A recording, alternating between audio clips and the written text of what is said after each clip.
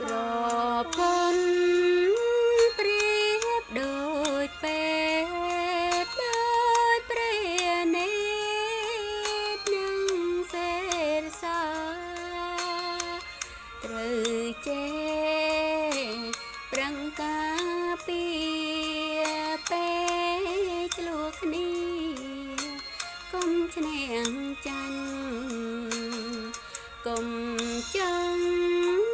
ឈ្នះចិនស្រីពលស្ដីកុំអើអញមនុស្សស្រីបើស្រឡាញ់តែងក្នុងឆ្នាំប្រច័នសព